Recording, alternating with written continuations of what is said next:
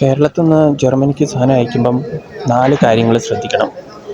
ഒന്ന്, ഒഫീഷ്യൽ ആയിട്ടുള്ള കൊറിയർ പ്ലേസിൽ നിന്ന് മാത്രമേ അയക്കാവുള്ളൂ. DHL ബ്ലൂ ഡാർട്ടോ ഇങ്ങനത്തെ ഒഫീഷ്യലായിട്ടുള്ള അതിൻ്റെ ഷോപ്പിൽ ചെന്നിട്ട് വേണം അയക്കാൻ. 2, മിനിമം 1 കിലോ എങ്കിലും അയക്കണം, അല്ലെങ്കിൽ മുതലാവില്ല. 3, കറക്റ്റ് ഇമെയിൽ അഡ്രസ്സും ഫോൺ നമ്പറും കൊടുക്കണം. ചിലപ്പോൾ അവർക്ക് എൻ്റെ ഡീറ്റെയിൽസ് അറിയാൻ വേണ്ടി വിളിക്കുകയോ ഇമെയിൽ അയക്കുകയോ ചെയ്യും. 4,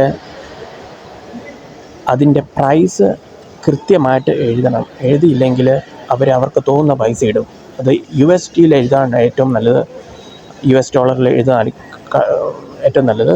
അത് ഇന്ത്യയിലിപ്പോൾ കേരളത്തിൽ നിന്ന് വാങ്ങുകയാണെങ്കിൽ അതിൻ്റെ പൈസ US ഡോളറിലാക്കിയിട്ട് അതിൻ്റെ പൈസ എഴുതുക, അല്ലെങ്കിൽ അതിൻ്റെ ടാക്സ് കൊടുക്കേണ്ടി വരും. ഇതിൻ്റെയൊക്കെ കാരണം അറിയണമെന്നുണ്ടെങ്കിൽ കമൻറ്റ് ഇടുക, ഞാൻ എക്സ്പ്ലെയിൻ ചെയ്തു തരാം.